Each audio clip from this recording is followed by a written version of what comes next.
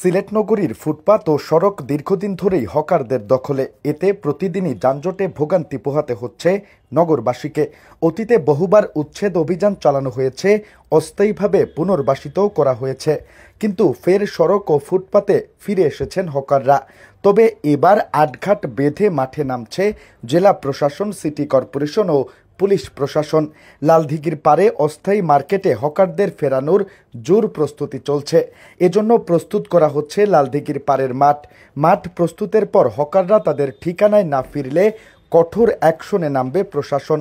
সড়ক ও ফুটপাতে কোনো হকার বসলে তাদের বিরুদ্ধে কঠোর ব্যবস্থা নেওয়ার আগাম ঘোষণা দিয়েছে সিটি কর্পোরেশন, জেলা ও পুলিশ প্রশাসন। জানা গেছে 2021 সালে তৎকালীন মেয়র আরিফুল হক চৌধুরী প্রথম লালদিঘির পারের মাঠে হকার পুনর্বাসনের উদ্যোগ নেন। ফুটপাত ছেড়ে নতুন ঠিকানায় ব্যবসা স্থানান্তর করেন কয়েকশো হকার, কিন্তু আলোক স্বল্পতা ও ড্রেনেজ সমস্যার কারণে হকাররা বেশিদিন সেখানে থাকতে চাননি। এরপর আনোয়ারুজ্জামান চৌধুরী মেয়রের দায়িত্ব নেওয়ার পর ওই মাঠে ফের হকারদের পুনর্বাসন করা হয়। কিন্তু 2024 সালের 5 আগস্টের পর বিশৃঙ্খল পরিবেশের সুযোগ নিয়ে লালদিঘির পারের মাঠ ছেড়ে হকাররা ফের চলে আসেন সড়কে। তবে এবার নগরীর ফুটপাত ও সড়ক হকার মুক্ত করতে জোটবদ্ধ হয়েছে জেলা প্রশাসন, সিটি কর্পোরেশন ও সিলেট মহানগর পুলিশ। জেলা প্রশাসন ও সিসিকের উদ্যোগে লালদিঘির পার মাঠ ব্যবসা উপযোগী করতে সংস্কার কাজে হাত দেওয়া হয়েছে। লালদিঘির পার মাঠকে হকারদের ঠিকানা করতে প্রায় 1 সপ্তাহ ধরে চলছে প্রস্তুতিমূলক কাজ। ইতিমধ্যেই সিলেটের ঐতিহ্যবাহী কিনব্রিজ হকার মুক্ত করা হয়েছে। প্রশাসনের কঠোরতায় এখন এই ব্রিজে হকার বসার সাহস পাচ্ছেন না।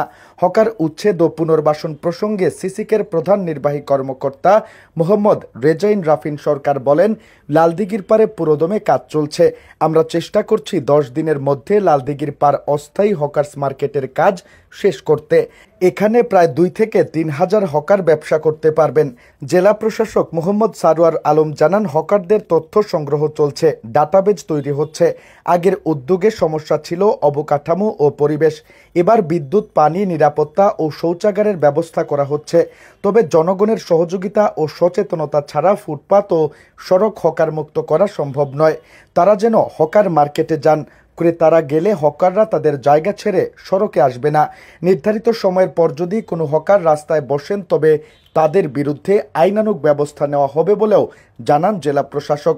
সিলেট মেট্রোপলিটন পুলিশের মিডিয়া অফিসার অতিরিক্ত উপকমিশনার মোহাম্মদ সাইফুল ইসলাম জানান, লালদিঘির পার মাঠে প্রস্তুতের পর হকারদের পুনর্বাসন করা হবে। এরপর যদি কোনো হকার সড়কে বা ফুটপাতে বসেন তবে তাদের বিরুদ্ধে কঠোর ব্যবস্থা নেওয়া হবে। তবে লালদিঘির পার মাঠে ব্যবসা নিয়ে হকাররা এখনও কিছুটা দ্বিধায় আছেন। তাদের অভিযোগ, লালদিঘির পারে ক্রেতা টানতে সময় লাগবে, পাশাপাশি স্থায়ী অবকাঠামো না থাকলে ব্যবসা টেকানো কঠিন হবে।